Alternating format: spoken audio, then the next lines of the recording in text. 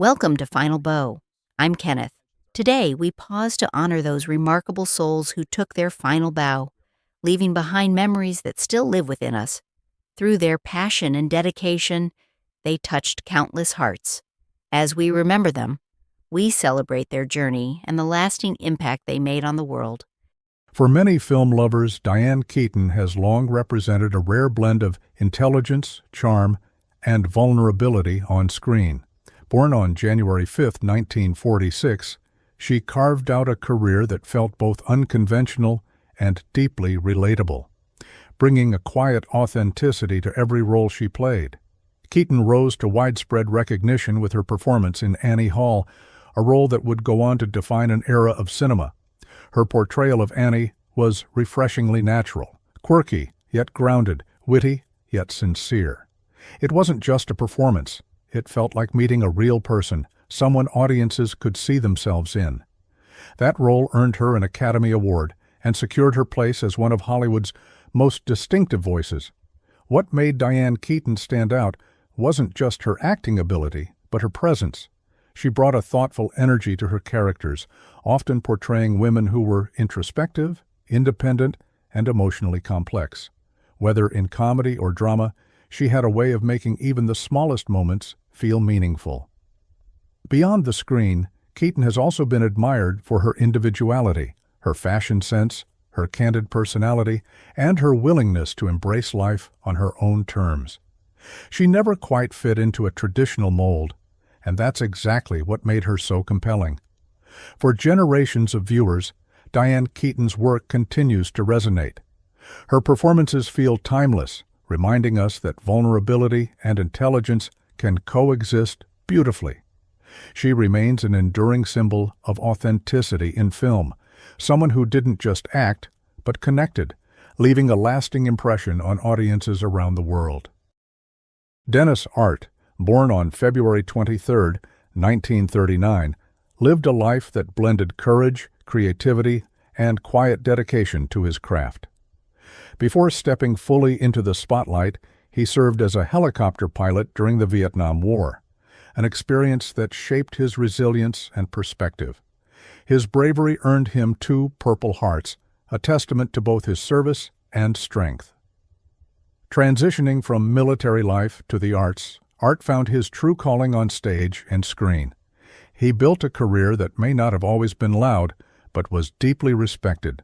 Audiences recognized him in films like Basic Instinct, 1992, and SWAT, 2003, where his presence added depth and authenticity to every role he took on. Yet it was the theater where he truly flourished. For 15 seasons, he was a cornerstone of the Oregon Shakespeare Festival, a place where his talent could breathe and evolve. Whether performing Shakespearean classics or modern works, Art brought a sincerity that resonated with audiences and fellow actors alike. His commitment to storytelling was further recognized with a Tony Award nomination for his role in Heisenberg in 2016, highlighting his ability to connect with audiences on a deeply human level. Those who worked with him often spoke not just of his talent, but of his humility and warmth. He approached his roles with care and his life with quiet grace. Dennis Art passed away at the age of 86, leaving behind a legacy defined not just by performances, but by integrity, service, and passion. His journey reminds us that a meaningful life is one built on dedication to one's country, one's craft, and the people touched along the way. David Johansen, born on January 9, 1950, was one of those rare performers who didn't just play music, he lived it on stage. Best known as the charismatic frontman of the New York Dolls, he brought a raw, unpredictable energy that helped shape the early spirit of punk. His performances were loud, colorful, and unapologetically bold, blending grit with a kind of theatrical flair that felt ahead of its time. What made Johansen stand out wasn't just his voice, but his presence. He had this way of pulling people in, whether through wild stage antics or a sly sense of humor woven into his act. Later in his career, he reinvented himself as Buster Poindexter, showing a completely different side, smooth, playful, and deeply rooted in vintage rhythm and blues. It was a reminder that he wasn't confined to one sound or image. He was an artist who evolved naturally. Johansson's journey through music reflected a deep love for performance in all its forms. From underground clubs to larger stages, he carried the same spirit, authentic, a little rebellious, and always entertaining. His influence can still be felt in artists who embrace individuality and aren't afraid to blur the lines between music and performance art. He passed away at the age of 75. While his physical presence is gone, the energy he brought into the world continues to resonate. For many, David Johansson wasn't just a musician. He was a symbol of creative freedom, someone who proved that being different wasn't just okay, it was something to celebrate. Diana Ross is more than a singer. She is a living era of American music. Her voice, radiant and timeless, transforms songs like Ain't No Mountain High Enough into enduring anthems of hope and resilience. She rose from humble beginnings to become Motown's queen, an icon whose career spans over 6 decades. Behind the glamour, awards, and ovations lies a story of relentless discipline, endurance, and hidden pain. The world saw her shine, but few glimpsed the sacrifices and struggles that shaped her. Diana's journey is not merely about talent, it is about survival, determination, and transformation. Her story is a testament to what it takes to rise, persist, and remain unbroken in the face of life's trials. Early life, lessons in survival. Born on March 26, 1944, in Detroit, Diana Ross was the second of 6 children in a working-class family. Her father left for the factory before dawn, and her mother measured life in resilience rather than comfort. Safety was temporary and stability fragile. At age 7, when her mother fell gravely ill with tuberculosis, Diana was sent hundreds of miles to Alabama, separated from her family. She recalls the silence of that separation pressing into her bones, teaching her how to endure without comfort or reassurance. When her family returned to Detroit, they moved into the Brewster Douglas housing projects, where corridors were dim, walls thin, and survival demanded vigilance. Hunger, cold, and absence became constants, shaping the discipline that would guide her future. Music as sanctuary. In the projects, Diana found refuge in music. Singing became her shelter, a place where doors opened without permission and existence required no explanation. At Cass Technical High School, she honed her skills in fashion, cosmetology, and hat making, training her hands with precision and patience. A neighbor, Smokey Robinson, recognized her quiet intensity and helped her remain at Cass. By 16, she carried trays at Detroit's Hudson's department store, the first young Black woman in that position. Through these early hardships, she learned patience, poise, and dignity. Every note she sang, every tray she carried, prepared her for the discipline of performance. Music became not only her passion, but her survival, shaping a resilience that would carry her through decades of trials and triumphs alike. The road to Motown. By 1960, Diana sought an audition with Berry Gordy, guided by Smokey Robinson. Entry demanded persistence and sacrifice. Despite the support of her group, Florence, Mary, and Betty, obstacles abounded. The guitarist Marv Tarplin was unavailable, yet Diana persisted. Gordy initially rejected her, citing youth and lack of readiness, urging her to finish school. Instead of retreating, she returned day after day, performing errands, sweeping floors, and observing rehearsals without recognition. Nights were spent memorizing lyrics and harmonies, absorbing every detail of studio life. Her relentless preparation made her impossible to ignore. In January 1961, the opportunity finally came. She became part of a group now called the Supremes. Polished but distant, Diana's triumph was not instant. It was carved through endurance, not favor, early setbacks, and discipline. Even after joining the Supremes, success did not arrive immediately. 8 singles failed, leaving the group labeled no-hit supremes by critics. On stage, Diana maintained a painted smile, while behind the curtain, she endured rigorous self-care routines. Her commitment to perfection became armor, repairing scorched hems by candlelight, curling lashes with heated spoons, and preserving her voice against exhaustion. Survival demanded vigilance. Music was no longer a performance. It was endurance under constant threat. Through failure and repetition, Diana's resilience deepened. The relentless pursuit of excellence shaped her identity and work ethic. Every setback reinforced a belief that visibility required persistence and that her voice was both her shield and her weapon. Through this discipline, she transformed vulnerability into strength, breakthrough, and fame. In 1964, the Supremes recorded "Where Did Our Love Go?", a song dismissed by many yet destined to define a generation. Their success was not gifted, but fought for, carved from years of preparation and unseen labor. Diana's rise became a public triumph, yet private struggles persisted.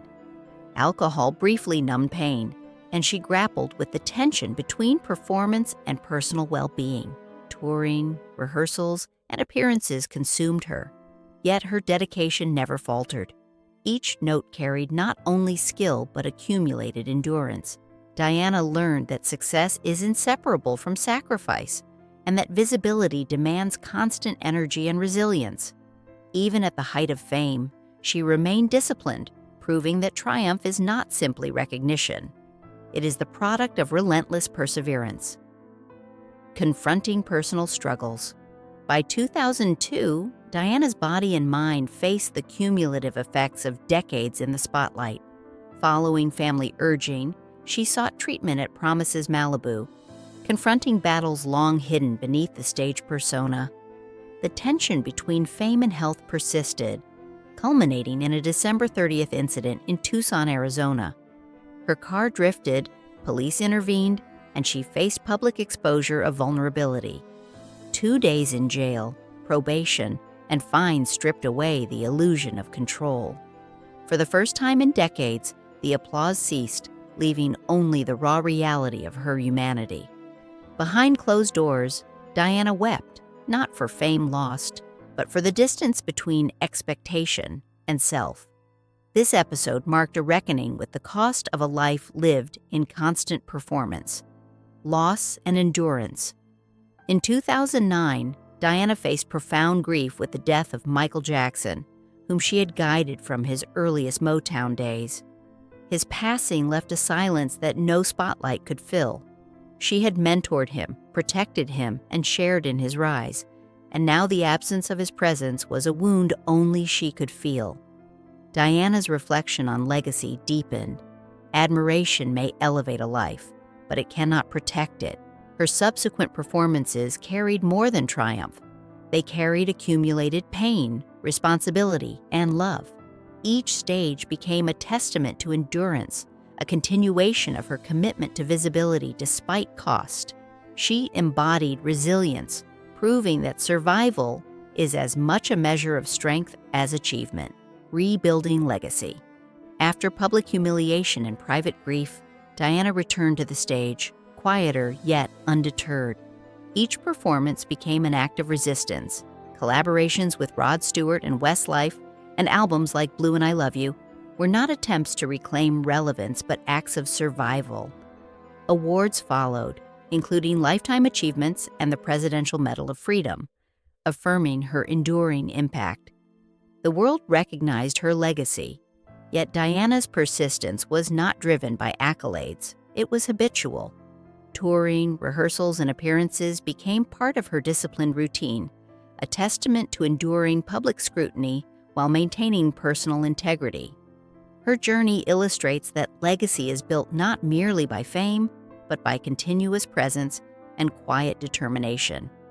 Wealth and boundaries. Diana's estimated net worth, between $200 and $250 million, reflects decades of strategic persistence, not luck. Touring, publishing rights, and catalog ownership fueled her financial security. Yet her wealth represents control rather than indulgence. She invested in homes designed for privacy, creating environments where visibility could be selectively managed. Luxury vehicles and residences exist quietly, supporting efficiency and comfort without spectacle. For Diana, material assets provide boundary and preservation rather than power. Her wealth, discipline, and strategic planning demonstrate a life managed deliberately, less to impress the world and more to protect herself and her family. It is a testament to foresight, endurance, and the understanding that stability is earned, not inherited. Health and family focus. In her later years, Diana prioritizes health, rest, and intentional movement, integrating lessons learned from earlier struggles with nutrition, alcohol, and body image. Her children and grandchildren are central, providing orientation and grounding rather than symbols of success. Estate planning, trusts, and careful structuring protect family cohesion and continuity. Philanthropy reflects her memories of scarcity, focusing on education, arts access, and racial equity initiatives. Public appearances are curated and meaningful, emphasizing continuity over constant visibility. Diana no longer chases relevance, she embodies it. Her life demonstrates that endurance, discipline, and self-preservation are ongoing practices, cultivated quietly and consistently over decades, creating a legacy defined by resilience, care, and thoughtful visibility. A symbol of endurance. Diana Ross's story exemplifies the intersection of personal struggle, discipline, and enduring excellence. Success was never merely recognition. It demanded sacrifice, invisibility, and relentless preparation. Applause and accolades highlight achievement but cannot erase history or human vulnerability. Her life shows that endurance can be luminous, that visibility can coexist with fragility, and that legacy is measured in both resilience and influence. Each public appearance, each performance, carries a history of struggle transformed into artistry. Diana's presence today is both witness and evidence of the cost of greatness, the endurance required to survive, persist, and remain unbowed in a world that demands brilliance while often ignoring the toll it exacts. Conclusion: living legacy. Now in her 80s, Diana Ross remains a living ledger of persistence and excellence. Her voice, her presence, and her choices reflect decades of labor, endurance, and careful navigation of fame's pressures. Wealth, property, family, and philanthropy illustrate her continued influence, yet they exist alongside memory and resilience. Diana's journey emphasizes that admiration requires courage, that survival is a daily practice, and that true legacy is shaped not only by triumph but by what is carried forward without surrender. Her story is American, Black, and profoundly human, a testimony to the strength it takes to endure, to remain visible, and to transform life's hardships into luminous artistry for generations to come.